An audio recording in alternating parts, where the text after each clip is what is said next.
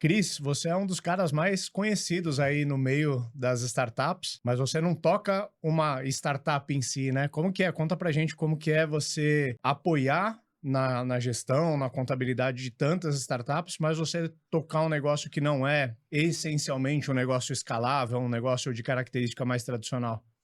Cara, é desafiador e muito gratificante ao mesmo tempo, porque quando a gente criou a ideia de tese e nicho, olhando para as empresas de tecnologia, eu não achei que seria uma transformação tão grande em mim como empreendedor, porque na hora que a gente começa a atender as empresas, vê a escala, tem que entender conceitos de desenvolvimento de produto, e no nosso caso, trazendo produto para serviço, pensando na jornada como cliente, o que mais mudou para mim foi mudar a minha cabeça, a minha mentalidade e cair numa cadeira como empreendedor e sair do que a gente aprende a vida inteira, que é ser um especialista foda na carreira que a gente vai fazer. Uhum. Então, toda a minha base, né, de formação, de conhecimento, de desenvolvimento, é o cara que me leva para uma cadeira tradicional, né, de ser um bom controller, de ser um bom auditor, onde eu pego ali algumas skills técnicas, poucas comportamentais e toco a minha vida como um profissional. Na hora que eu me vi no mundo de tecnologia, e isso foi antes de fundar a Cirrus, né, propriamente dito, eu vi que o jogo era um pouco diferente. Então, e quando eu falo diferente é positivamente, que ele me levava para um patamar de desenvolvimento que eu nunca tinha experimentado. E aí eu gostei dessa brincadeira de ser o cara mais burro ali da mesa. Então, eu sempre frequentei ambientes, me conectei com outros empreendedores, e isso fez que eu, de certa forma, conseguisse escalar algo que ninguém fez. Isso para mim trouxe muita visibilidade no mercado de contabilidade mesmo, que os caras falavam, bicho, como que você está crescendo contabilidade na velocidade? Obviamente tem N aprendizados ali na jornada, mas principalmente foi entender que além do que eu fazia, eu precisava estar conectado na realidade no dia a dia dos empreendedores de tecnologia. E eu acabei trazendo muitos conceitos para um mercado tradicional que Sim. era aplicado em tech. Então hoje a gente, pô, lá atrás a gente usava Scrum para fazer definição e prioridades de projeto, a gente usa gestão, né, de indicadores por OKR, a gente pensa de uma forma já em cima do que a gente vai ter ali dentro do dia a dia, e eu nunca fui assim, eu aprendi Sim. a ser assim. Então, hoje eu vejo que uma das minhas principais características é absorver o melhor que eu posso do ambiente que eu tô. E isso, obviamente, ajudou a construir a Cirrus e o que a gente é hoje. Muito bom. A gente fala bastante sobre isso, né, César? O quão explosivo pode ser você pegar um negócio tradicional que normalmente é mais rentável, não sofre tanto aquele caminho da startup que a gente costumeiramente aborda aqui, mas pegar as boas práticas de gestão, de escala, igual o Chris falou, metodologia ágil, OKR, dentre outros componentes que pode ajudar uma empresa de serviço a ter o charme da startup, a ter alguns Sim. componentes de escala, mas manter a essência ali de negócio tradicional. E acho que isso que você viveu, né, Cris? A gente fala para todo empresário de um setor mais tradicional que olha, né, tecnologia e vê, nossa, a gente precisa dar uma olhada, o que que as startups estão fazendo, inovação, né? Sempre essa preocupação, né? Eu acho que tem muito essa metanoia, né? Ou seja, essa mudança de mente, né? A primeira coisa que precisa Uhum. existir é você tirar um pouco das crenças limitantes que muitas vezes o teu negócio traz, ah, sempre foi assim, todo mundo faz assim, né? E você fala, cara, eu preciso talvez deixar esses limites de lado e pensar fora da caixa. Mas a primeira coisa foi legal, você aprendeu com seus clientes, né? É isso. E Aprender com os clientes acho que é muito importante, né? Acho que talvez esse seja um bom toque, né, para os empresários, né? depois você entende que existe a metodologia para isso, mas na prática cara, o que que esses caras estão me demandando? E eu lembro que quando você fala de inovação, a gente geralmente pensa em algo gigantesco ou, Uhum. pô, impactante e uma inovação mais disruptiva. E para o meu mercado não foi. Falando com o Rico, por exemplo, cara, o que é uma grande demanda? Ah, eu tenho uma dificuldade de não ter visibilidade sobre o que é produzido ou feito pela minha empresa. Primeiro momento, como empreendedor, acho que todo mundo fala, não, vou desenvolver uma plataforma de um produto e etc. Sobre isso, mas no final, pô, mas e se usasse o Google Drive, por exemplo, no dia a dia? Aí o cara Uhum. falou, serve. Ah, então beleza, já tenho isso, né? Uhum. E aí foi, cara, foram construções onde eu olhei para a realidade do cliente, as ferramentas, rotina, linguajar. Então, geralmente o que o pessoal ele fala assim, cara, eu converso com você, você me parece um cara de tech, mas nem sempre foi assim. Eu era um cara que usava gravata, camisa social e chegava lá, ó, tudo bem, vinha apresentar os dados e as análises das suas DFs. Aí o cara falou, o quê? Né? E aí quando você vai para um cara desse, você fala assim, meu, que estágio que você tá? O que você está fazendo? Qual a sua fase, né, de desenvolvimento da startup e tudo mais? E termos que tá no dia a dia, isso gera, de certa forma, uma inovação na experiência do cliente. Uhum. Então, o que eu sempre preservei e aprendi é, cara, como que eu impacto esse cara, né, estando conectado com ele, e a área contábil e todas as áreas outras profissionais, a gente lida muito com gente e trabalhar com gente é um desafio, mas que esse cara consegue entender que, tipo, cara, apesar dos desafios que a gente vai ter na jornada que são inevitáveis e vão acontecer, eu preciso estar num cara que eu confio, num cara que conheça. E isso foi atraindo, cara. Então, hoje, o grande acervo que a gente tem, até a título de curiosidade, dos unicórnios que a gente tem no Brasil, passaram 6 lá. Uhum. Pô, e aí falaram, como foi? Deve ser maravilhoso. Eu falei, cara, defina maravilhoso. Para aprendizado, sim, porque você tá dentro da cozinha de uma empresa Eles dessa. eram um pôneizinho sem chifre, né? É isso aí, né? Você vê crescer. E, cara, é muito maneiro. Uhum. Só que, ao mesmo tempo, pra gente e aí, como que você acompanha esse movimento? As características vão mudando. E aí você vai encaixando. Cara, o que um cara quer quando ele tá ali na ideia, na ideação, construção do primeiro MVP? O que esse cara precisa? E aí eu comecei a olhar, entender a mágica de olhar a jornada do cliente. Não tá perfeito, mas é o que a gente guia todo santo dia. Então, pô, que estágio que é esse cara? Eu mapeio o perfil. Então, pô, o Rick é de relacionamento. Eu coloco um cara muito introvertido no dia a dia, ferrou. Porque o cara vai falar de dados, números e não vai fazer aquele esquenta de uma reunião bem feita. Uhum. Então, a gente tá indo nessa primeira base dos relacionamentos e na construção. E acho que isso eu devo isso, a humildade de entender o que não sabe, o que errou tem que corrigir. E, obviamente, o Ricardo fala, pô, tem vários erros e acertos, a galera vê a jornada bonita, então a gente vai falar aqui, cara, todos os dramas. Com certeza. E eu falo que eu tenho o privilégio, cara, de poucas empresas que é ter os downs da minha própria jornada e dos empreendedores. E deve enxergar muitos downs, hein? Não, porque, porra, você vira contador, eu bem que em algum estágio você vira confidente, né? O cara te liga, tô com um problema aí, deixa eu te falar.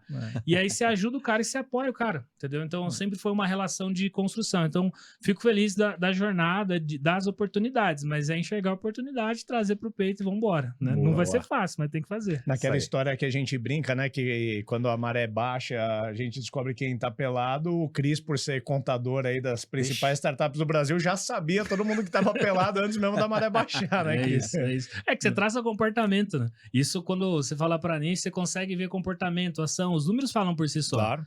E aí, uma coisa super interessante que a gente tá brincando, inclusive, né, com toda hoje o acesso à tecnologia ele tá mais fácil, então não tem como você falar que não tem como ser tecnológico, porque você não tem barreira tecnológica, né? E hoje a gente consegue pegar 2 empresas do mesma atividade, mesmo segmento, mesmo estágio de maturação e bater métrica. Obviamente eu não viro, falou, fulano, cara, o cara habita tá funcionando assim. Mas você consegue entender, tipo, estágios diferentes e talvez as dificuldades que esses caras estão tendo. Obviamente eles têm que ter, a gente tem que analisar, comparar galinha com galinha e pato com pato, né?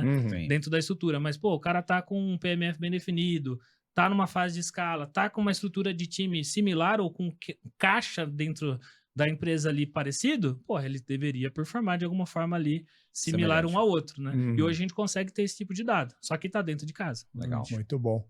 Bom, se você tá aterrissando aqui no Startups and Downs agora, saiba que a gente é um programa que tem a ambição de ser o podcast de cabeceira para quem empreende. A gente já grava há 3 anos, o César e eu, abordando o que a gente considera os principais pontos de dificuldade, ou seja, os principais downs que empreendedores, que fundadores de startups, de empresas vão enfrentar. Então a gente tem centenas aí de episódios falando sobre formação de time, formação de liderança, composição de stock option, como que você eventualmente tira um sócio que está desalinhado do negócio e por aí vai.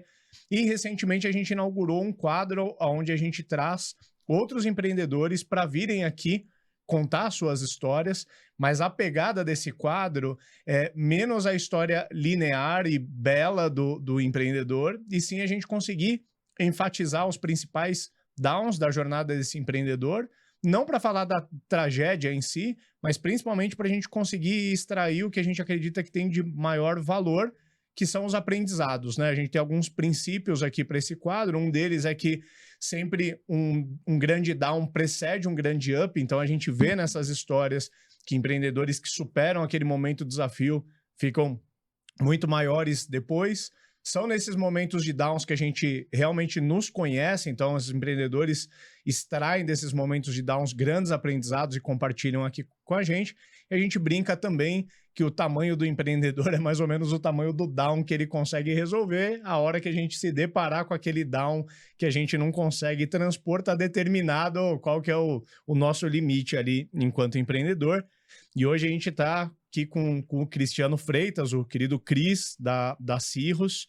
É um nome famoso aí no mercado de startups. Tem algumas alcunhas aí que eu vou me arriscar, conhecido como The Rock das startups. Se você Tô tentando. tiver só ouvindo a gente, coloca no vídeo aí, o braço do menino é do tamanho do meu tronco quase.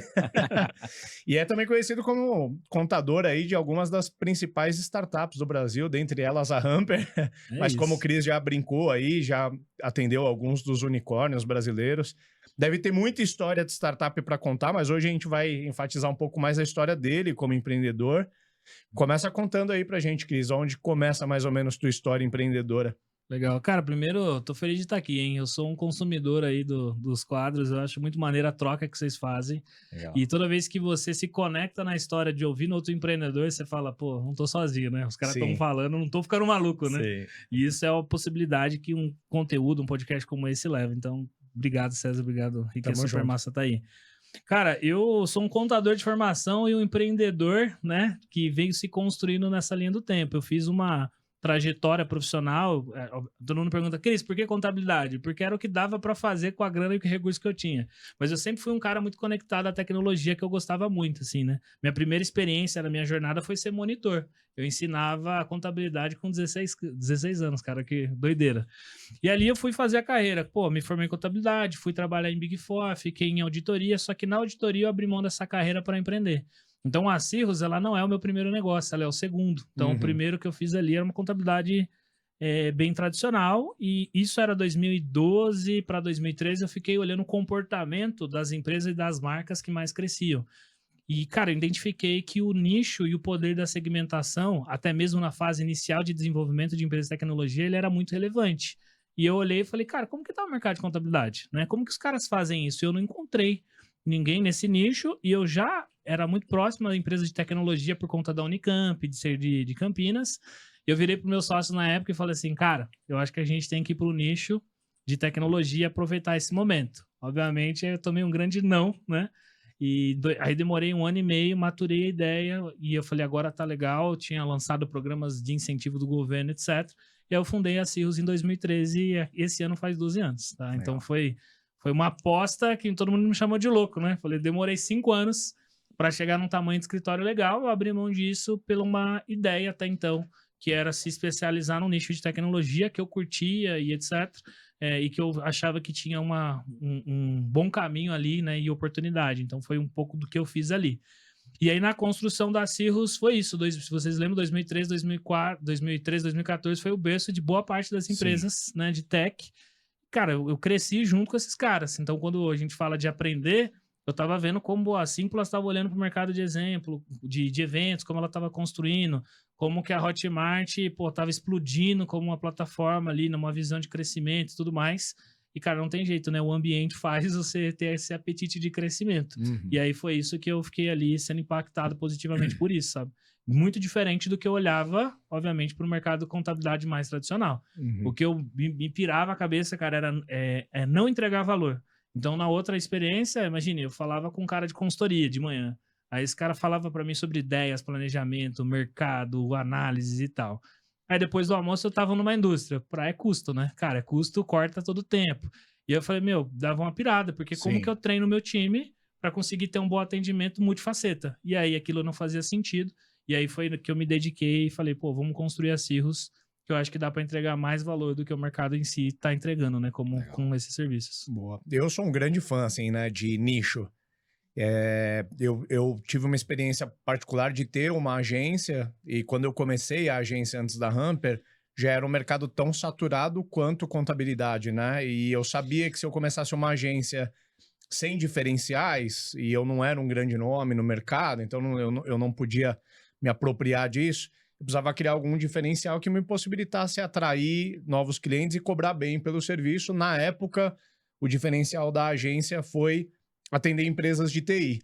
E aí eu conseguia rapidamente crescer dentro desse nicho, porque cada cliente me gerava uma referência em outros 5, e eu tinha então um custo de aquisição mais baixo e ia pouco a pouco me especializando e criando um nome mais forte dentro daquele nicho. E eu me lembro que quando eu conheci a Cirrus, e eu posso me colocar no papel de ICP aqui para a gente explorar um pouco do case, pela minha agência eu tinha tido uma contabilidade, vamos dizer assim, tradicional. Peguei um senhor que tinha uma estrutura, né? Ele tinha uma estrutura de umas 10 pessoas ali no meu bairro, que é Santana, tinha me sido referenciado por um colega, e ele não tinha uma especialização. Eu me lembro que quando eu fundei a Hamper, o que me preocupava é que era um negócio que ia ter várias características particulares, sendo uma delas trazer investidores. Então já tinha uma característica tanto societária quanto a forma como a gente olhar para o dinheiro diferente, porque era uma empresa que foi criada para queimar a caixa durante um tempo, ia receber aporte financeiro externo, tinha a ideia de ter stock option, ou seja, a gente tinha várias componentes que para um contador que está de fora desse ambiente, é um bicho completamente diferente. E eu me lembro que uma outra coisa assim que me chamou a atenção entre a Cirrus e essa contabilidade mais tradicional, você estava até comentando como você se apropriou de algumas coisas de startup para o teu negócio. E eu me lembro que eu fazia uma reunião, uma reunião trimestral, eu ia até o escritório dele. Ele sempre falava para mim, não, Ricardo, você pode ficar tranquilo, os seus dados eles estão seguros, porque eu sempre faço um backup nesse HD externo e levo para casa. Aí eu pensava assim, pô, agora eu não sei se eu fico seguro mesmo, se alguém empurrar ele na calçada e pegar esse HD, meus dados foram todos embora. E eu brinco com isso, porque eu lembro que quando a gente fez o onboarding da Cirrus, tinha toda uma parada que te dá uma experiência fora do que você espera de uma contabilidade, porque foi tudo online, aí já tinham as pastas de Google Drive, tudo organizadinho, até mesmo para mim, enquanto founder, que fala, pô, vou fazer um onboard aqui com a contabilidade, tipo, não tô muito afim, né? Mas, pô, é uma experiência diferente. Então, eu acho que um grande trunfo de vocês, assim, que possibilitou vocês terem um crescimento rápido, acho que tanto de estrutura, mas de projetar mesmo. Eu brinquei com você aqui off the record, que quando eu tomei conhecimento da Cirrus, já era meio que uma alternativa natural. Os founders, eles não querem gastar muita banda cognitiva pensando assim, eu não vou conversar com 5 contabilidades. Me diz qual que é a contabilidade boa das startups que eu vou com ela, né? E acho que a Cirrus conseguiu construir isso nesse ambiente. Cara, e é um efeito que quando a gente fala de nicho, geralmente a galera fala, pô, você vai limitar a sua atuação. E aí eu falo, ok, desde que você pense de uma forma muito regionalizada. E a gente, na nossa cabeça, o nicho, ele expande na experiência do cliente. E aí você obviamente, você acessa outros mercados, você acessa geograficamente outras regiões. Eu lembro que uma dos pitches ali de vendas, né, era quando o cara, sei lá, tava no sul do país, ele ia falar com a gente, ele fala, não, mas eu não preciso ir no seu escritório, a gente não precisa interagir, porque lá era muito comum o cara ter que imprimir a documentação e levar embora. Então, quando a gente pensa, que eu falei até de inovação, cara, coisas simples que você, olhando para a jornada do cara, fizeram muita diferença para a gente. Só que, obviamente, leva também aos desafios de como você replica isso no crescimento. Porque o nicho, no começo, você dá um tempo, você tem que fazer o estudo, você olha para o cliente, você entende a jornada dele, etc. E aí, quando chega no ponto de, encontrei, e agora começa a distribuir em rede, é onde o bicho pega, né? Obviamente. Mas tem muito empreendedor, principalmente empreendedor que vem de serviço, e quando eu montei lá em MC1, o começo foi meio serviço, uma mistura, né, de serviço com software, né? Tanto que a gente, durante um bom tempo, a nossa maior receita era de serviços, não de produto, né? Depois que a gente virou, né? Mas você tem um pouco assim, cheira o dinheiro de um grande cliente, um serviço maior e tal, e aí você abandona meio a estratégia do nicho e você, não, pô, mas tem e segue o dinheiro. Aqui. E aí você vai seguindo o cheirinho do dinheiro, né? Você vai sendo tipo o pica-pau, né? Vai sendo atraído pelo dinheiro, né? Eu acho que tem um pouco disso, mas todos os negócios, quando a gente fala, né, toda a teoria que a gente fala do marketing, né, o pessoal, o tan, san, som, né? Cara, é nicho. Quer dizer, na realidade é o seguinte, por mais que, mas meu produto serve para muitos, ok, mas a sua estratégia, principalmente quando você está ali no começo, né, é vital você definir o nicho. Agora, é muita disciplina do empreendedor. Mas tem uma contrapartida também, né? Pode dar muito certo. É isso. E eu falo rápido, né? Rápido. E a disciplina, cara, é só uma história. Eu lembro que eu tava ali faturando 7 mil meses, pô, Nada, ali nem Não pagava a pagava o conta. escritório, malemar. Pagava o escritório, eu lembro que era a salinha era a mais barata possível, mas, cara, não subia nada. E chegou um cara no escritório, ele gostou do perfil, gostou do papo, ele colocou na mesa. Eu falei, ó, você me atende uma proposta recorrente, eu tenho um orçamento de 90 mil na época. Aí eu fui pra casa e falei, meu pai do céu, e se eu pegar esse cara? Aí você começa a formular ideias, e eu falei, não, eu acho que eu vou apostar dentro do nicho. E eu disse não, né? Na época, como empreendedor, aquele meio de certeza e desespero. Chorando, né? Chorando, né? Eu falo Não pode contar pra esposa que você falou, não? Conta depois, né? Depois que Sim. rodou. E aí eu falei, não, vou ficar aqui fiel, porque eu achava que eu tava muito perto de acertar, né? Porque faltava ali, acho que 6 meses que eu tava em operação, tava entrando dentro dos principais ecossistemas e foi isso que aconteceu. Passado alguns meses, eu lembro que foi uma conexão entre um pessoal da Unicamp e na época a Rock Content, que é de conteúdo, tava abrindo a sua operação, escalando a sua operação em BH. E aí eu troquei uma mensagem com o Diego, ele falou, vem pra cá, nem sabia onde eu tava aceitando, só que eu iria. E aí depois que eu vi que era em BH, falei, pô, à noite eu fui pra rodoviária, na época peguei o ônibus e fui parar na outra cidade pra discutir com os caras. E aí meio que expandi. Então, todo mundo precisa de uma validação, de um case, né? E ali, na hora que a gente chegou, aqui já era um pouco mais tradicional. Aí quando eu cheguei em Minas, contabilidade era ultra tradicional. Então, quando os caras olharam para um modelo onde a gente podia ter o que eles tinham no dia a dia, de troca de informação, e o que eu estaria em São Paulo, os caras em BH e tudo rodaria bem, foi dali que a gente deu o pontapé, que foi que a gente começou a atender os caras, atender o Simpla, e aí depois veio todo mundo na sequência, Dito, App Prova, que depois foi vendido para a Soma e por aí vai. E aí os caras falaram, então tá validado, então vamos embora. E a gente começou a expandir e crescer. Só que dizer o não pro nicho. E acho que um dos grandes aprendizados nessa jornada foi essa velocidade de crescimento, que eu falei que eu não imaginaria que seria tão veloz quanto foi. Sim. E acho que tá aqui talvez um dos principais downs disso, que eu olhei para uma estrutura, como funciona uma consultoria, uma contabilidade. Você tem a figura do empreendedor, que é o especialista, que é o cara que replica. Qual que é a maior dor de uma empresa de serviço? É o treinamento e a gestão e a distribuição desse conhecimento. E tem coisa que leva anos. E o cara quer falar com você, né? Quer falar comigo. E aí eu falei, pô, mas eu vi a oportunidade, como todo mundo do meu lado, né, que eu falo que é do ambiente, escala, crescimento e etc. Eu falei, eu preciso disso também. Eu vou dar o crédito aqui, teve que um cara que me alertou, né, dentro dessa jornada, que foi o Rodrigo Cartacho da Simpla. Ele falou, cara, talvez você precisa repensar, não necessariamente todos os negócios precisam de escala. Como todo jovem empreendedor, eu caguei para essa frase e foquei no crescimento, né? E, cara, no intervalo ali de poucos anos, 2 anos mais ou menos, a gente cresceu, trouxe 300 clientes para uma base de serviço. Parece pouco para tech, mas para uma empresa de serviço dá para imaginar e pessoas, acho que foi o primeiro down ali que a gente teve dentro dessa construção. Não tem processos ainda definidos. Eu brinco que é o up e né? down junto, né? Você, sim. Quando você chega... Eu lembro que a gente teve um onboarding em janeiro que eram mais ou menos 48 empresas entrando junto em um único mês. E aí foi que eu olhei para aquilo e falei, cara... Lascou. E esse é o efeito de rede. Assim como ele te leva para o lado bom, o feedback negativo se propaga. Então, cara, cada 10 que eu acerto, se eu erro com 2 caras, eu vou ter a mesma proporção de pessoas, né, falando bem, falando mal, porque geralmente é um desafio que a gente tem.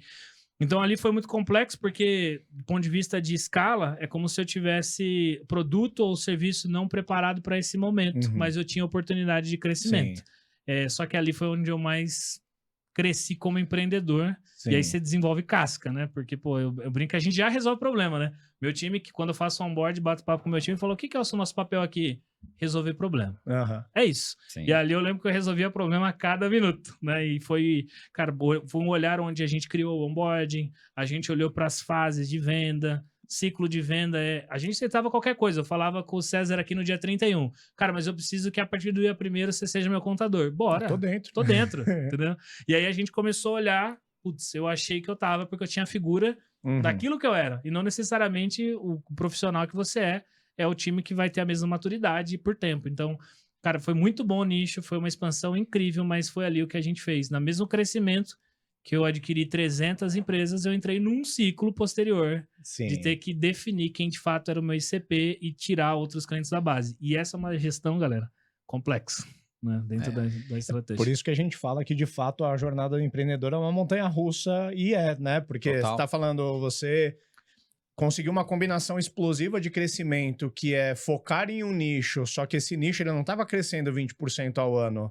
você estava no epicentro, você está falando em nomes ali, pô, Simpla, Hotmart, Rock Content, você está falando ali talvez, ó, as primeiras empresas de 10, 12 anos atrás que vieram a compor um ecossistema que ficou enorme de lá para cá, e você estava preparado, ou supostamente preparado para pegar essa onda. Só que, por outro lado, a operação ela não era capaz de, por exemplo, fazer o onboard de 50 clientes simultâneos, como você falou. Tem um trecho dessa história que eu me lembro, e assim, por eu ser empreendedor, tem algumas coisas que me arrepiam quando acontece. Eu criei um primeiro negócio muito centralizado em mim, e esse foi um dos maiores downs.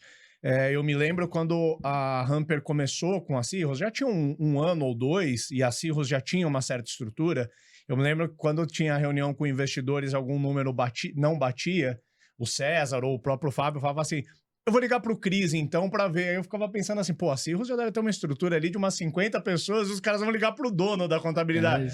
Eu falo, cara, ficou até... Porque esse é um problema, né? Porque principalmente os primeiros clientes, assim, é o Cris da Cirrus. Então não é a Cirrus que tá o Cris lá, né? Não é a Cirrus de outras pessoas, né? Então, e aí o Cris, à medida que cresce, ele precisa sair desse buraco de minhoca que ele tá, né? Ele precisa se afastar, né? Ou seja, dessa operação do quente, né? E aí você fica com um monte de cliente meio viúvo, né? É isso. Pô, eu queria falar com o Cris, mas ele me mandou falar com fulano, com ciclano. Pô, parece que o cara não sou mais importante para ele. Aí começa essas coisas, né? Uma operação de serviços tem muito isso, né? Porque a autoridade tá muito em você, né? É isso. E passar isso para os outros é muito difícil. É muito difícil e, obviamente, a gente sabe que o crescimento de uma marca, da personalidade de alguém, ela é mais fácil do que você criar uma nova empresa do nada. Então, eu me marquei muito como Cris dentro do contato, estava ali com os empreendedores, porque uma das coisas que acabava acontecendo, que até o Rick falou, o founder, ele não vai parar para fazer orçamento de uma coisa que ele não tem muita clareza. Então, o que aconteceu nessa época pô, quem atende a Rock? Entendeu? O cara fala, quem atende a Simpla? Então... já tá validado. Tava validado, né? Então, isso aconteceu muito e, de fato, era o que se tinha. E aí, na hora que eu falo de você... crescer, não tinha dado a maturação do ponto de vista de time de conseguir fazer uma entrega que estava dentro do padrão minimamente ali adequado para aquele cliente. Porque, naturalmente, quando o empreendedor fala e quando o time age, você tem um gap. O que você precisa garantir é que esse gap ele não seja tão profundo. Sim. Né? E isso se faz, obviamente, com treinamento, com desenvolvimento e etc. E aí, na jornada, quando você está naquele ápice de você encontra a via, você fala, pô, foca em venda. E para Popimenda, nesse caso, lembro que na época a Contabilizei estava vindo, né? A Contabilizei surgiu nesses meados ali também. E aí você já tinha um certo maçarico nas costas também. Exato. Para crescer rápido. E, cara, ninguém comparava. Pô, ninguém sabia a tese da Contabilizei ali para frente. Então, aí veio uma contabilidade, um posicionamento digital, com rio dinheiro ali investido e a gente. E eu lembro que durante essa fase, cara, a gente queimou mais ou menos 200 mil reais fazendo um produto que, em tese, seria um produto que nos desse vantagem competitiva ou minimamente conseguisse entregar para o cliente que ele precisava. E aí, quando eu lidei com aquilo, eu falei assim, pô, um cara de contabilidade desenvolvendo um produto, obviamente, deu ruim, né? Isso é um mundal na jornada, mas um pouco menor. E aí, quando eu olhei, eu falei, cara, o que eu faço bem? O que eu aprendi a fazer? Crescer. E aí, eu foquei em vendas e crescimento. Sim. Então, foi uma resposta a um olhar macro ali do que seria o mercado, e a Contabilizei, obviamente, com o tempo foi criando um diferencial e degraus, mas ali naquela decisão cara, tem que crescer e vou focar em vendas, que é o que eu sei fazer, e vambora. Parece que eu sou um cara de vendas, mas não, é que vendas pra gente é relacionamento, é resolver problema, e aquilo fluiu. Mas, cara, ali foi um aprendizado gigantesco, que é onde a gente mudou o onboarding de colaborador, tempo de maturação, olhou para processos, e aí a gente reestabilizou, e aí voltou a crescer, que foi uma época que eu tava borbulhando no ecossistema, a gente vai para dentro de casa, faz o trabalho que tem que ficar fazendo ali, foram ali praticamente 2 anos em cima disso para depois voltar. E aí quando você volta, pô, tava sumido, senti falta, etc. E aí você vai sentindo a diferença de como o fluxo flui como um todo, sabe? Boa, então se a gente for colocar esse primeiro down no holofote aqui, a causa foi esse early scale, né? Você escalou rápido antes da operação tá pronta. A consequência é que você teve que dar uma parada nas máquinas, reorganizar a casa, preparar para esse crescimento. O que você extrai de principais aprendizados disso? E se você teria feito algo diferente? Cara, sim, eu tenho alguns aprendizados ali, são vários, inclusive eu tenho um segundo DAO que vem dessa jornada aí, né? Sempre vem, um Sempre puxa o vem, outro. né? Eu falei, vem em manada, né? Aham. Mas, cara, a primeira coisa ali na estrutura, e aí o César foi muito pontual nisso, porque, cara, quando você lida com um serviço técnico, você compra a pessoa, você não compra a empresa.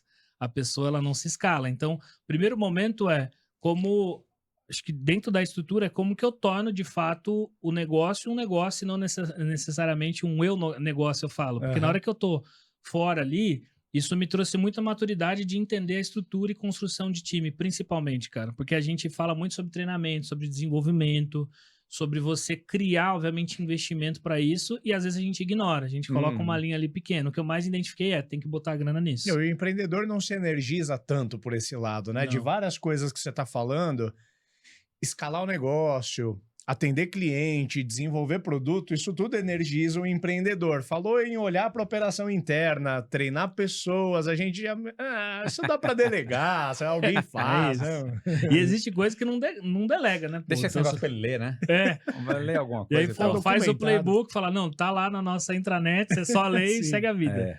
E aí a outra é, dentro da estrutura são os papéis, né, dos sócios e como era. E quando eu vi essa escala, tipo, isso aqui pegando fogo e ter a necessidade de ter papéis e vendas, vou dar um exemplo, ela não é algo tão comum dentro de uma empresa de contabilidade. Como que um contador cresce? Por Indicação. indicação. Aham. Ele eleva a confiança, a autoridade, vai receber indicações, só que as indicações, por mais que hoje a gente consiga, de certa forma, trazer previsibilidade, lá no passado, nem tanto. Eu falei, se eu quero criar um negócio que cresce de forma consistente, tem que ter previsibilidade.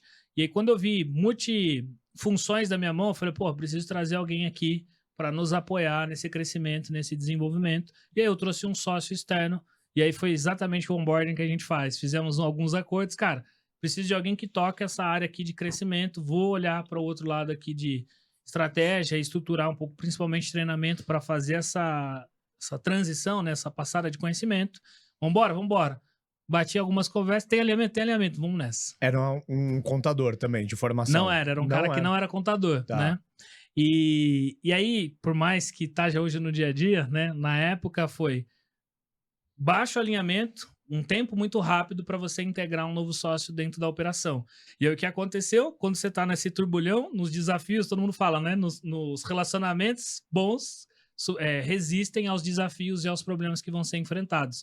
E ele foi muito confuso, porque a gente tinha um time em desenvolvimento, uma empresa em crescimento e os sócios, em alguns momentos, tendo alguns conflitos. Porque imagine você gerenciar uma área, por exemplo, de tô lá em vendas. Ah, eu não tô vendendo porque marketing não tá me entregando a qualidade de leads que deveria estar. Não, então tá bom, deixa eu ali falar com o cara de marketing. Tava no mesmo chapéu. Ou, cara, tô tomando muito churn porque a operação não entrega. Então, na hora que a gente tinha nossos papéis previamente definidos, mas não isso estruturado e organizado, você dá ouvido para tudo. E na hora que você dá ouvido para tudo e não dá foco na estratégia, você obviamente não consegue ter um outro alinhamento. Uhum. Então, durante um tempo se resolveu, porque todo mundo numa característica de empreendedor, você recebe o desafio, você vai Vai pra desenrolar. cima, né? Só que aí quando você entra num ciclo de crescimento e de pôr tudo no papel, você começa a enxergar desalinhamentos. E era, porra, um cara super... Sou muito grato pela jornada do cara com a gente, mas ali tinha uma visão limitada, né? A gente, na época, não sei, não tinha, acho que 350 mil de recorrência dentro da operação. E eu falei, pô, a gente tem que minimamente fazer 3 vezes disso nos próximos anos, a gente tem que alcançar um patamar. Ele é um cara que começou a desacreditar que aquilo era possível, obviamente porque via muito mais o lado da xícara, né, a parte de baixo ali, né, dos problemas e tudo mais. Então isso foi, cara, isso é uma das coisas que mais desafia o empreendedor, porque você está fazendo uma gestão dentro de uma linha de diretoria e dia a dia, você está olhando com o time para fazer aquele tambor tocando e você tem um cliente que esse cara tem que ser atendido. Então, o que eu mais provoco hoje os empreendedores dentro disso, e eu tenho muito para mim, é não haja sobre a sua ação, desespero ou necessidade momentânea. Você tem que botar uma visão Mas é um de cenário longo prazo. comum, ou seja, que a gente vê muito nas startups. Talvez você não tivesse dinheiro para contratar um cara super gabaritado no mercado. É isso. Aí você ofereceu sociedade para ele. Então, uma parte em grana, uma parte ele tem uma participação da empresa, né? Que já tinha capacitação, já estava preparado para jogar, né? Trouxe ele para dentro, talvez no início rolou bem, né? E depois teve aí, né, a saída, né? eu imagino que você não teve a história ruim de não ter um acordo bem feito, que você fazia para todos os seus clientes, isso. né? No final das contas, eu tô brincando, mas provavelmente não tinha as coisas acertadas, não né? tinha. E é o mais provável. Às vezes você olha assim pro cara gigantesco e falei, nossa, tem um acordo de sócio? Eu falei, não fiz ainda. Eu falei, que jeito, cara. Porque você tá ali, obviamente, tocando. A minha sorte tenha minimamente acordos bem documentados, né? Sim. E, cara, eu dei sorte porque esse cara é um cara, porra, sou muito grato, a gente tem um bom relacionamento. Deu um momento que ele falou, lembro que ele tocava essa área, ele falou, cara, acho que não faz mais sentido, vou fazer outras coisas. A gente tentou manter ele como um sócio na operação, só que aí com o tempo você fala, cara, um sócio fora do dia a dia não vai funcionar, eu acho, a longo Parece que prazo. vai pesando demais, né? E aí eu sentei com ele, a gente chegou num acordo, definiu uma saída, só que até fazer isso, você para de ter crescimento, você parece que desvia foco, você não consegue entregar. Até a cultura dá uma degradada ali, porque você falou, né? Tinha conflitos entre sócio, o time sente, né? Agora, eu tenho uma estatística... Não é que seja conflito, mas principalmente visões diferentes. Sim, Porque imagina, eu falo com o César, César, XYZ, o César vai falar contigo. Você fala, eu acho que é C, D, E. Fudeu. Porque aí você não tem a uniformidade em relação à visão que você tem, né? Então, enfim, nunca teve problema de discussão. Perfeito. Mas aquelas treta que resolve, né? Mas você tá trazendo um ponto que a gente já falou em outros episódios, né? No portfólio que eu gerencio, né? Que eu investi tudo, eu fiz outro dia uma análise, 2/3 das empresas tiveram algum problema com sócios. 2/3. Ou seja, para mim é um assunto que, cara, é muito provável, né, quem tá ouvindo a gente, se tem sócio, que algum problema vai ter, né? Você teve esse problema, né? Cara, quando você vê as empresas que você... Quantas, assim, se você fosse chutar um valor, é nesse patamar, ou seja, muito problema? É nesse patamar, né? E assim, César, eu brinco, eu tenho o privilégio e a tristeza de ver a cozinha dos outros. E eu consigo ver também o preço que se paga de uma má escolha. Sim. E, obviamente, em muitos momentos, isso pode travar, cara. Travar crescimento, travar captação de investimento, empresas que às vezes se descontinuam porque não encontram alinhamento. Então, deixa esse negócio parado, vaca leiteira, e se a gente der um fim para ele, vai dar. Só, cara, já vi de tudo. E de fato, a gente tem. Eu chutaria junto contigo, eu não tenho esse dado apurado, mas pensando também tá para uns 2/3. E talvez 2/3 é o que chegou nas vias de fato, né? Exato. Porque talvez o outro 1/3 só tá cozinhando a batata ali, né? Cara, assim, são poucas as empresas que eu vi que começaram numa estrutura societária e terminaram com ela. E por mais que não seja conflito, que é o que a gente tá falando aqui, se você entende que um sócio tem que sair, cara, onde tá definido o valor de saída? Tempo. Por isso que você tem instrumentos que na prática a gente conhece. Mas você tem que aprender até conversas ruins no começo. Você tem que deixar isso acordado. Só que, às vezes, a gente tem a paixão pelo que a gente está construindo e fazendo. E aí você fala, não, vai dar bom. Só que, e se acabar essa paixão? Para onde vai? Então, eu tenho, César, uma das principais coisas hoje que eu tento fazer, seja quando eu estou investindo num cara, né, como um investidor anjo ali, numa cota, ou estou meio que aconselhando, eu tento mostrar isso pro cara. Porque quase sempre é isso. O cara tem um problema e aí vem uma pergunta. Putz, acho que eu tô precisando de um sócio para me cobrir, para me apoiar. E aí, viralmente, eu faço. Cara, você não precisa de um sócio, você precisa contratar alguém. Porque dá para entender a necessidade. Só que aquilo é uma dor que às vezes tá latejando no cara e essa é uma via mais rápida. Sim. Né? Concorda? É uma via mais rápida. E aí, quando você equilibra a contratação com equity e etc., ainda assim você tem dispositivos para sair desse acordo de alguma forma. Mas quando o cara tá dentro, esquece. Então isso tira muito. E foi o que eu senti. Porque a gente rampou, teve os desafios, organizou a casa, voltou a crescer, e quando a gente não tava tão mais alinhado sobre os papéis e etc., entra um pouco ego, vaidade, quem tá... Porque é o que vocês falaram, o que acontecia muito imagine, você é meu sócio, o Rick vai, e aí, César, beleza? Tô bem. E o Cris, não vem, não? Como você lida com isso? Porque cada um tem um papel. E eu acho que, de certa forma, isso não causou muito bem. Enquanto não se desenvolveu, a gente estava num platô ali, que era o que a gente estava falando nos bastidores. Eu cresço, organizo, cresço, e aí você vai vendo que você vai ter alguns platôs e você fala, cara, o que tá me deixando parado aqui? E aí, depois que a gente resolveu, voltou aí um ritmo de crescimento e obviamente, desenvolvimento da Cirrus como um todo, sabe? Legal. Você comentou uma coisa sobre o programa Startups and DAOs no começo da gravação. que quando você escuta outros empreendedores, é até um alento, porque você fala, pô, eu não tô sozinho, né? Eu vivi essa jornada durante muito tempo, eu me sentia meio ilhado, e eu falava, cara, eu acho que sou o cara mais burro do mundo, porque todos os problemas, eles acontecem comigo, todos os outros empreendedores dão certo. E alguma coisa super interessante da história que você tá contando, é que se despersonificar a história, parece estar contando a minha. É o early scale, cresce muito rápido, 2, 3 anos, sem a operação tá preparada. Quando você vê, as máquinas estão tudo batendo, os parafusos caindo, aí você para corrigir, em sequência vê uma treta de sócio, rompe a sociedade, aí você tem que corrigir, perde 1 ano ou 2, pondo o carro de volta na pista, arrumando, para voltar a crescer. E aí imagino que depois que você aparou essas arestas, tudo aí resolveu e hoje é só maravilha, né? Aí vem os próximos, né? Vem os outros desafios ali.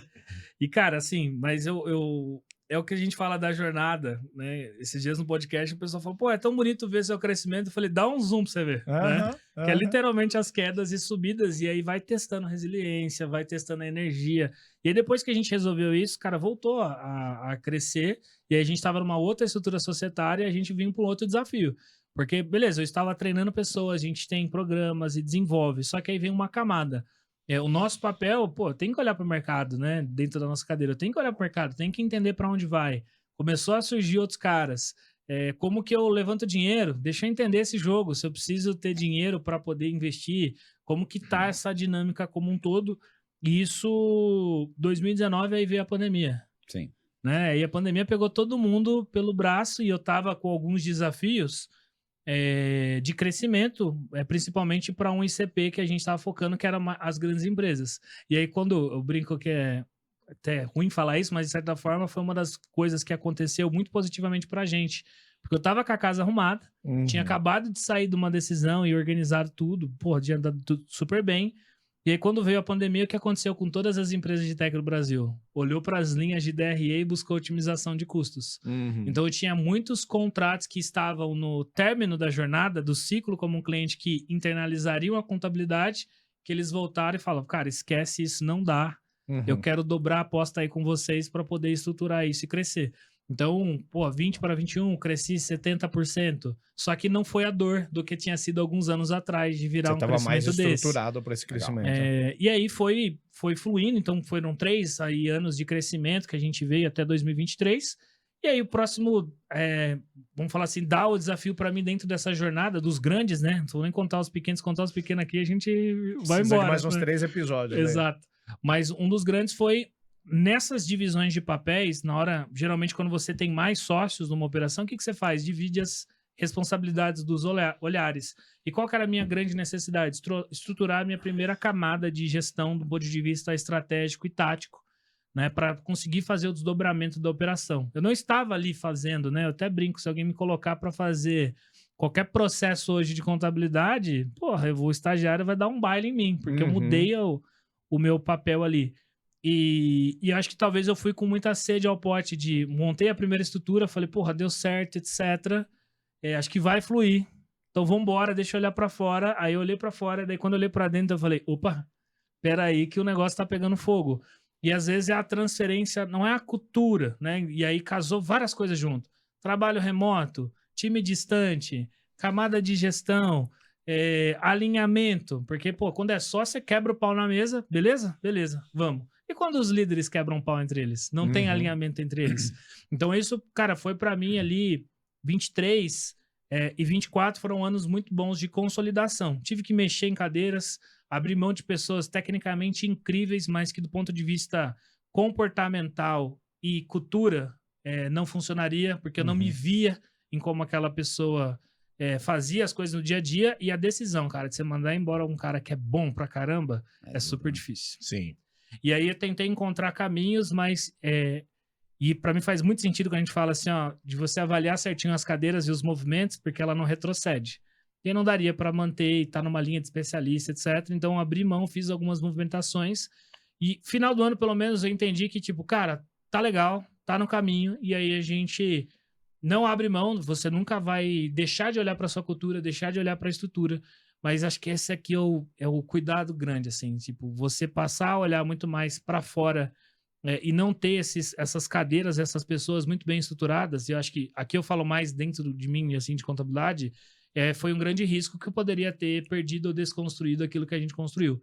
Então, hoje eu tenho clientes que eu não conheço, que eu não negociei, que não contrataram pelo Cris. E isso é muito bom. Só que como se sustenta? Garantindo que essa máquina aqui interna, ela tá funcionando. Então, acho que esse foi o maior DAO, assim, para mim, nesse ciclo ali de início de 23, que é olhar e falar, pô, não tá indo no caminho, vamos voltar para dentro de casa. Hoje você olhando para a empresa, tem um exercício aqui, acho que já comentei aqui, que fizeram comigo, que foi muito legal. Eu era CEO, tinha sido, né, o founder da empresa, já tinha os investidores, tudo, e aí eles fizeram uma brincadeira eles tiraram meu nome do cap table e botaram o nome da minha mulher e dos meus 2 filhos, né? E aí fizeram a pergunta para mim, você como CEO, você não é mais sócio, esses são sócios da empresa, você é um bom CEO para esses caras? Se você deixar a empresa hoje, você pode morrer, você vai deixar o quê para esses sócios, né? Na época, para mim, e era um pouco da explicação que eles falavam de eu ser prescindível para o negócio, né? Então, eu gostei muito de você falando da mudança, né? Você já não sabe mais fazer. Também chegou uma hora que eu não era mais o programador, não sabia mais fazer o negócio, né? Mas eu fui mudando minha característica. Hoje, quando você olha para Cirrus, você já chegou nesse estágio de você ser prescindível o suficiente? Você acha que já está legal? Você ainda está nessa jornada? Porque eu acho que isso é uma conquista que a gente, como empreendedor, depois quando a gente amadurece o negócio, eu acho que é um caminho natural, a gente pensar, né, na perpetuidade da empresa. É isso aí. Né? Como é que você está nessa jornada?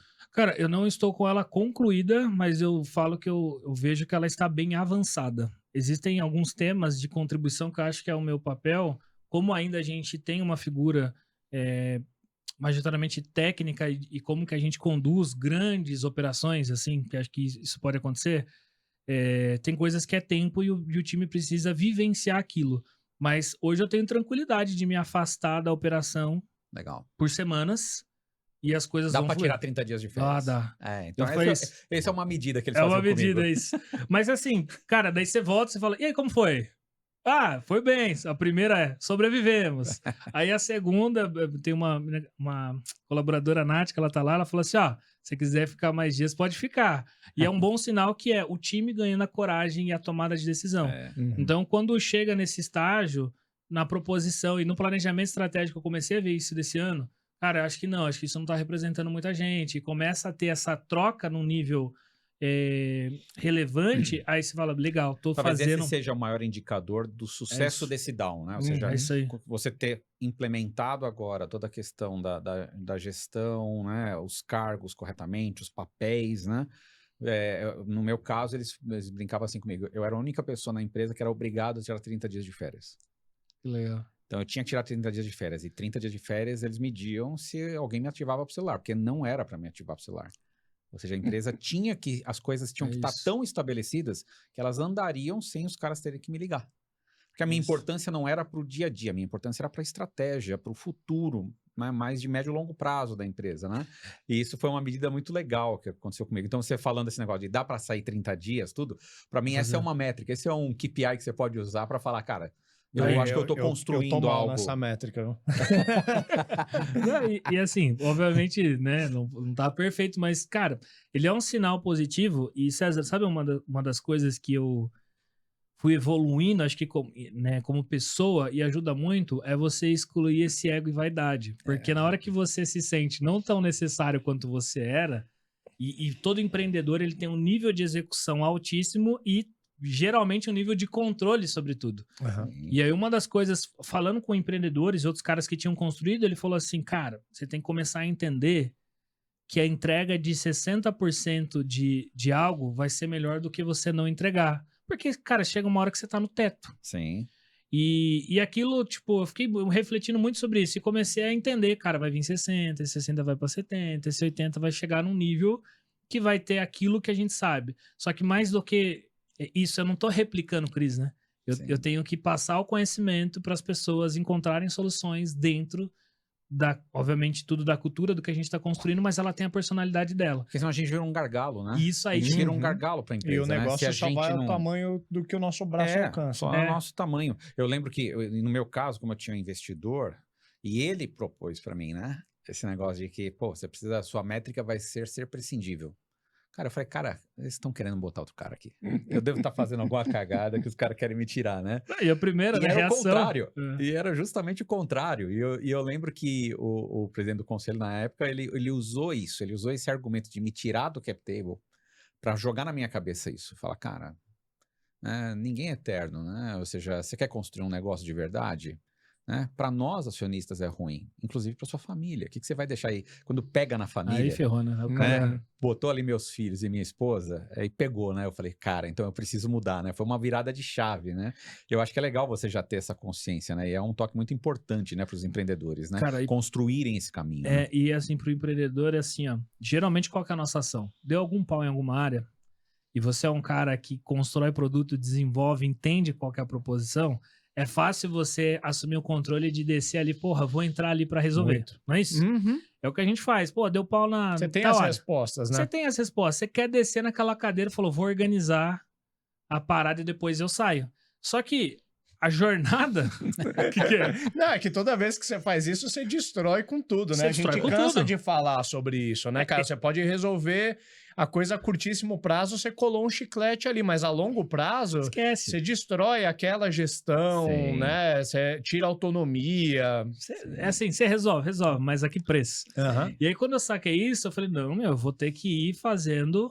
Tem que trocar, vai trocar, mas isso aí tem que funcionar de alguma forma. Então, na minha cabeça, eu fico hoje muito nisso.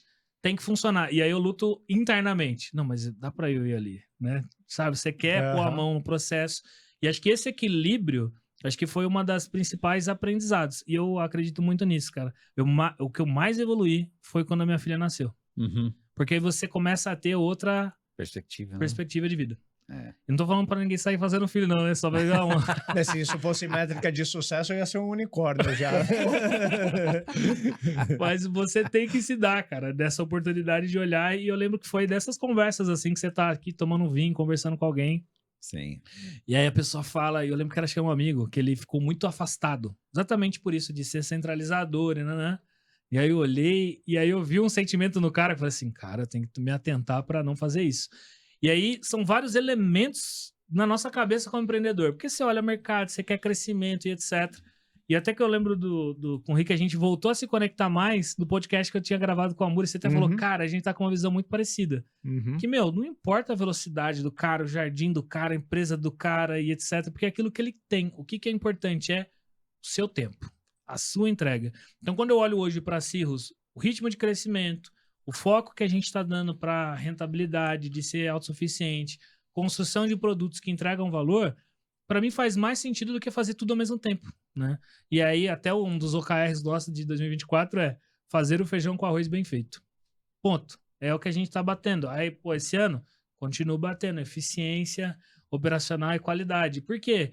É core disso. Tem IA, tem automação, tem tecnologia? Tem. Mas o que muda o jogo para que a gente consiga ter essa perpetuidade? Então é nisso que eu Me veio tenho... muito na cabeça uma coisa agora, que eu acho que é uma entrega legal para a gente passar para a audiência, mas eu tinha um exercício que o meu coach na época me mostrou de como me tornar prescindível, e ele falava assim, você tem clientes com problemas que o cara liga e fala, não, eu quero falar com o César. Então você deve ter, assim, o cara liga, tem um problema e fala, cara, tem que vir o Cris aqui. Né? E aí ele falava assim, você tem que ligar o modo burro. Você tem que chegar, você tem que ir com a pessoa que é responsável por esse negócio. Porque nós, como empreendedores, a gente sabe tudo que está acontecendo na empresa. A gente tá ligado, cara. Você tá movimentando Não ali, deixa uma pergunta sem resposta, né? E aí você vai na reunião, o cara parece um jogo de tênis que você não deixa uma de rebater. O cara vem, você pau, e pau. Você tem resposta para tudo, é uma faca, né? Só que, cara, quando eu faço isso, cada vez mais, né, e a interpretação me falava, cada vez mais o cliente vai sempre querer falar com você. Você tá cavando um buraco para você continuar sendo imprescindível. E aí ele falava, liga o modo burro. E o modo burro era assim, né? Então imagina que o Cris é o cliente, tá na minha frente, e você é a pessoa responsável por atender o Cris. Te levei na reunião. Aí, natural, que o cliente vai, César, pergunta, cara, sabe, eu não sei, ô, Ricardo, o que é? Ele é o especialista. Aí o Ricardo respondia. Aí o cara, César, não sei o quê. Cara, Ricardo. Na terceira, o cara ia direto pro Ricardo. Ele falou, e Cansei vai de pro César. Ricardo. Ô, Ricardo. Próxima vez, ele já nem ligava pra mim, Uhum. né? Porque ele falava, cara... O especialista, a já autoridade é o outro já virou cara, né? burrão, isso daí não sabe nada que tá acontecendo na empresa, né? Mas eu tinha que ser propositivo no final É das isso. contas para me transformar, porque senão eu não transferia autoridade para as pessoas. Eu sabia todas as respostas, mas eu precisava. Então, eu preparava o cara antes da reunião, gastava um tempo, falava, ó, os principais pontos, eu acho que você tem que ir assim, tal, não sei o quê, deixava ele falar. Era dois em um. Primeiro, o cliente não apontava em mim e eu preparava muito bem esse cara, segundo o corolário que existia desse negócio, né? Então, isso era muito legal, né? Uhum. Então, essa veio muito na cabeça contando isso, me importantíssimo. veio muito dar esse exemplo, que eu acho que ajuda muito a gente a exemplificar o que é se transformar prescindível e passar autoridade para nossa estrutura, né? Que é só isso. assim que a gente impede da gente ser uma atravancada no crescimento, né? Né? E isso que você falou de exercício é fantástico, cara, porque a maioria, e isso eu vejo isso nos folders, eu falo de estar na cozinha, nos problemas e os desafios, e se toda vez que você entra e resolve, você cansa, né? Uhum. Aquilo que é para ser um tesão na construção, né, do seu negócio, você vai cansando porque no final você tá enfiado em problema. Ô, Cris, e o seu time se habitua também, que é sempre você que vai dar a resposta. É Então, eles isso. param de perseguir a resposta, porque Eles fala fazem assim, mais ou menos. no final das contas, é sempre Vai o resolver. Cris, ou é sempre o Rick que vai dar a carta final, não vou nem gastar Isso muita aí. energia aqui. E o que você falou, César, eu tenho esses casos, cara, que é onde você ia na reunião e você dava, tipo, deixa eu estruturar isso e tal, e aí com o tempo eu falava assim, puta, tô carregando esse filho. E não é que eu não gosto, eu gosto. Só que tem pessoas muito mais capacitadas ali no time para alguns temas do que eu. Eu posso dar a visão em geral. Como que eu executo? O cara, geralmente eu viro pro meu time e falo, gente, dá para fazer isso? Ele fala, dá sim, é isso aqui, supra assim, etc. Então ele já tem essa arquitetura.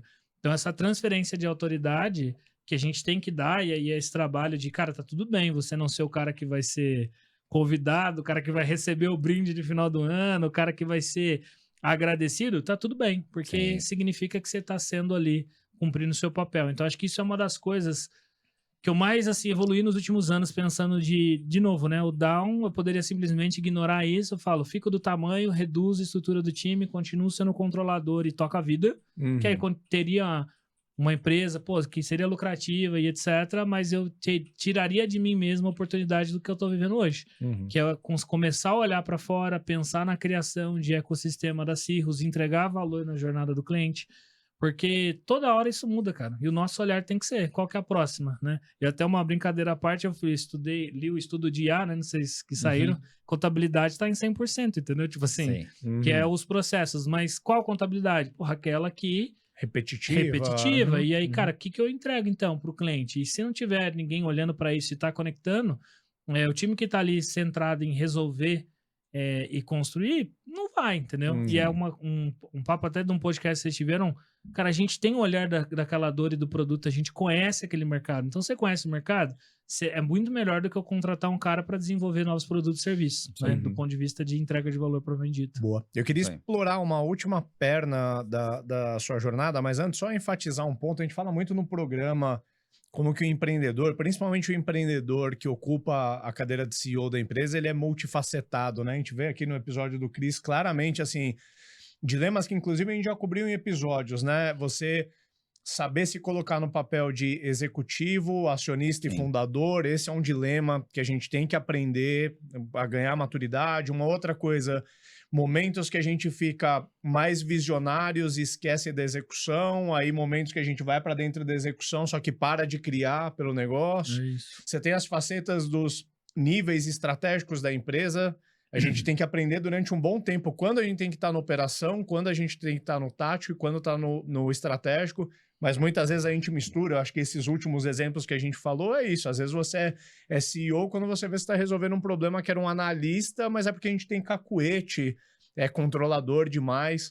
Mas eu acho que um último dilema que eu entendo que você está enfrentando, e eu estou enfrentando ele um pouco, a gente percebe que o nosso negócio ele é energizado também pela nossa imagem como founder da porta para fora. E aí um dilema que a gente já abordou também aqui no programa, que eu queria explorar um pouco com você, é como que você equilibra agora esses papéis. Porque você tem um papel de líder dos líderes, eu imagino, dentro da Cirrus, e você tem a sua cadência com a sua gestão. Talvez você não precisa mais estar todo no dia a dia de cada cliente ali. Deu para entender que a coisa ela funciona. E eu tenho percebido, por a gente estar próximo, te acompanhar nas redes, que você tem, há pelo menos um ano, colocado uma energia em estar fora, em dar aula, imersões, tá mais ativamente produzindo conteúdos nas redes sociais. Eu queria falar um pouquinho, assim, dessa jornada mais de frontman, o que você tem aprendido, se isso conflita ou não com o teu papel interno. Cara, no começo é uma loucura, né? Porque quando você fala, vou fazer, aí você fala, meu pai do céu, que loucura é essa, né? Uhum. Porque estar fora do negócio e a gente tá num momento. Primeiro, assim, da onde veio isso? Porque quando você olha para padrões de consumo, né, seja de produtos ou serviços, você vê que as pessoas estão comprando baseado a marca ali do principal cara da empresa, ela também é uma marca empregadora, vendedora e tudo mais. E eu falei, pô, eu me preciso colocar nesse papel, porque quando eu olhei para os principais players no mercado que estavam tendo bons resultados, estavam fazendo isso. Só que aí eu precisei voltar e estruturar minha agenda de gestão mesmo, para que isso fosse possível. Porque antes eu tinha as agendas durante as semanas. Então, cara, Cris, quando que você fazia a reunião com o seu time? Qualquer dia? Tô sempre disponível. Tô sempre disponível. E aí, hoje assim, eu tenho mais clareza que isso está bem melhor, mas sempre pode ser melhorado. Eu tenho os meus blocos de agenda, cara, que eu reservo. Assim, segunda e terça resolvo o problema interno. E tempo dedicado interno. Uhum. Pô, isso significa que eu não tenho que viajar? Tenho, mas eu vou empurrar isso para algum dia da semana. Se eu viajo na quarta, eu vou empurrar as duas agendas ali dentro do time e tenho isso, de certa forma, organizado. Qual que é o grande desafio, Rick, que para mim tá sendo hoje também? Na hora que você tá fora, vem muita oportunidade. E aí te exercita o dizer não. Porque aí você tá numa imersão, você é convidado para outra, daí, tem um projetinho. Cada conversa é uma oportunidade. Exato, né? Você tá aqui, daí, cara, tem um negócio bom aí pra gente ter. E aí, o ano passado, isso foi bem difícil, porque na hora que você aceita essas propostas pensando em expansão. Quando você vê, você virou sócio de posto de gasolina. É isso. E até a gente, no ano passado, eu falei, pô, foi uma época pra mim que eu fui muito permissivo do ponto de vista de oportunidades e acessos, que eu dei uma esgotada na máquina, como todo mundo faz, de certa forma, em momentos, só que eu não estava trabalhando ali de forma tão inteligente. Então, uma das coisas que eu fiz no final do ano, só para entender, no final do ano eu fiquei ruim, né? Eu brinquei que... É verdade, foi o primeiro no-show aqui no programa que a gente tomou. Cara, eu lembro que um dia eu voltei, pô, tive uma virose, etc, e foi seguida de influenza, a imunidade estava lá embaixo. Aí eu lembro que a minha mulher olhou para mim e ela falou assim, Tá na hora de parar. Tá na hora de dar uma equilibrada.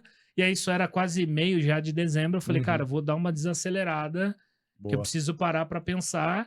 E aí eu voltei a aplicar a escolha muito clara, assim, do que vou pôr a mão ou não. Porque na hora que você produz conteúdo, o que eu tento fazer? A gente, como empreendedor, tem muita coisa que tá na nossa cabeça. E aí você, obviamente, tem que estruturar o time de como que eu levo essa mensagem, né, para alguém. Então, primeiro é estruturar um time que ajuda a fazer isso. Então, foi o que eu tentei ali fazer. E na hora que eu tô fora, cara, eu tô falando mais não do que sim. Porque se na hora que você começa a ceder demais, tem um amigo, tem um grupo, tem empreendedor, vem aqui, vai falar. Aí eu tento fazer o quê? Cara, isso aí tá alinhado à estratégia? Porque se não tiver alinhado à estratégia, é ego pra mim. E a minha mulher, ela é foda nesse sentido, que ela sempre fala, e aí, você tá fazendo isso por vaidade ou porque é importante pra empresa? Ou porque às vezes você também não consegue falar não, né? O César brinca, eu me aproprio um pouco desse termo dele, desde que eu voltei a me expor mais no LinkedIn, se eu aceitar a quantidade de gente que me chama pra tomar um cafezinho, eu vou morrer de gastrite, né, cara? E não trabalho mais, né? Então, tem que saber.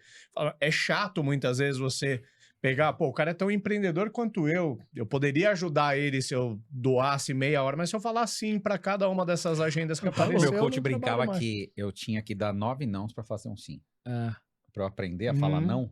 Ele falava, cara, se você tiver 10% de assertividade nas ideias todas que te propuserem, você tá ótimo. É isso. Então, esse é o critério. Só faz um sim, depois você dê 9 nãos.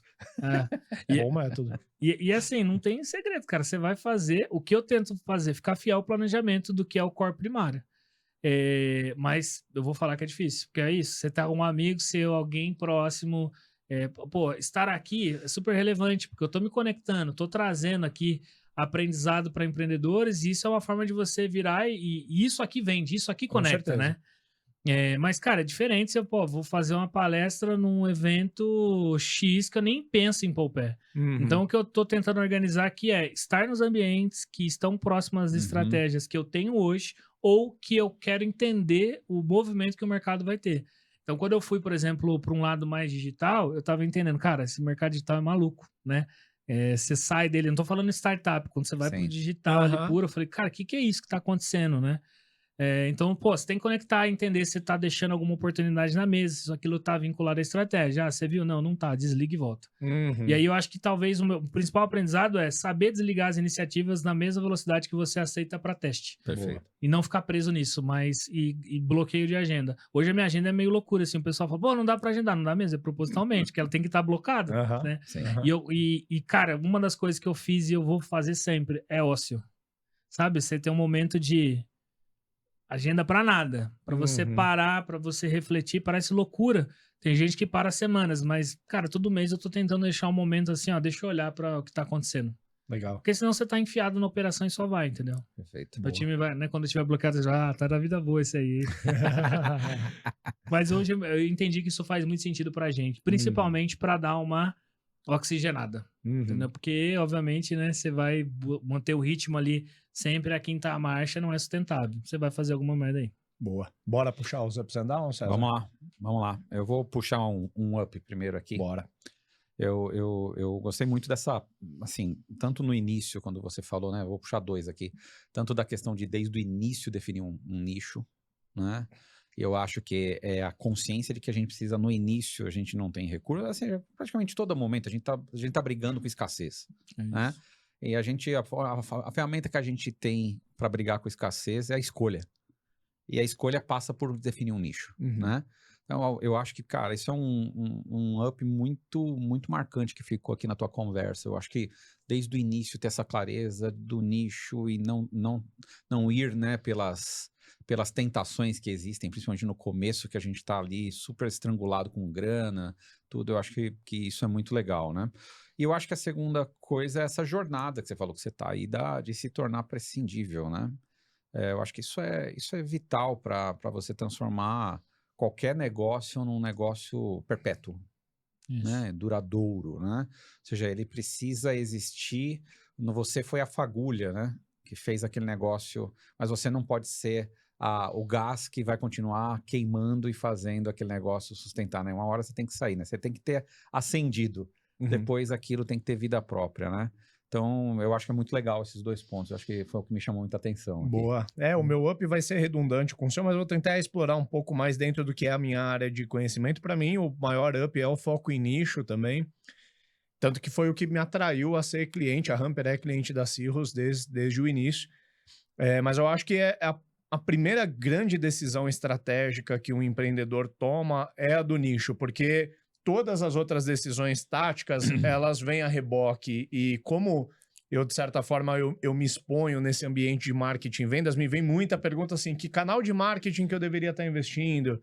Qual que é o perfil de vendedor que eu deveria contratar? E quando você tem clareza do seu nicho, todas essas decisões, elas ficam muito mais claras. Até para você hoje que já está com a sua estrutura mais bem pavimentada, criar uma projeção para fora, você não vai falar de contabilidade de forma genérica e disputar com uma galera. Pô, se você tem um assunto para onde se posicionar, você já sabe para quais eventos que você vai, com quem que você vai se associar. Então, eu acho que explorando um pouco mais, né, a decisão de nicho, ela vai permear depois várias outras coisas que você vai fazer. Boa. E acho que o meu down, que eu acho que vale a pena a gente destacar, né, do que você colocou, é a questão do sócio, né? É uma fórmula muito utilizada e ela geralmente tem esse efeito colateral de não sair. Você entra num buraco que você não consegue sair, né? Que é colocar um sócio porque você não tem dinheiro, né? E aí você não tem, de repente, os instrumentos adequados, coloca isso para rodar e depois, quando não dá certo, você não é só demitir, né? Aí você tem você carrega uma série de outros problemas aqui, né? Então eu vejo muito, né, quando a gente recebe, né, pitch de empresa, isso aqui eu dar uma olhada, você recebe o cap table da empresa, você já vê ele completamente poluído, com um monte de gente, os contratos muito fracos, né? Então, eu acho que esse é um down que você trouxe, mas que eu vejo muito no mercado, né? Ou seja, procure ajuda, né? É Para isso. saber estabelecer formatos de trazer. Não é que você não pode trazer a pessoa nesse formato, pode, mas tem que ter a porta de saída para tudo, né? E assim, né? Formatos e não negociar no desespero. Que isso aí. geralmente é quando você vai meter o pé pela mão. Não, e o meu down tá diretamente ligado a isso, mas aqui é meio que um criminoso falando do crime do outro, né? Porque eu vi em vários momentos precedendo a um down agir em precipitação. Isso. E os meus maiores downs foi isso também, né? Quase que você vê que o negócio tá se desenhando para dar ruim e você ainda vai lá e bota Isso, mais você lenha dobra, na fogueira, né? Então, dá para perceber, inclusive na questão do sócio. Não foi aparentemente uma motivação estratégica, né? Pô, tem um plano de expansão, e aí para onde eu vou? Eu preciso agregar um sócio que tem um conhecimento. É muito assim, a cozinha está pegando fogo, eu vou pegar alguém para pôr aqui comigo, para me ajudar. Essas decisões, muitas vezes elas atenuam no curto prazo, mas elas trazem uma consequência muito maior para a gente no médio e longo prazo, né? Sim. Isso. Eu falei, você aprende isso na grande dureza da jornada, mas eu falo, sempre que você olha para o passado, tá óbvio. Sim. Mas ali, meu amigo, no dia a dia... No calor. Por isso que é importante você sempre estar cercado de outros empreendedores ou conteúdo igual esse, cara. Porque assim, pô, faz sentido, né? Se os caras estão falando e passaram, por que eu vou? Aí é uma escolha intencional, né? Então, só vai. Isso aí. Boa. Nossa, Valeu muito demais, bom, Cris. Cris. Obrigado, cara. Eu que agradeço, cara. Foi muito bom o papo. Valeu. Tamo junto. Valeu.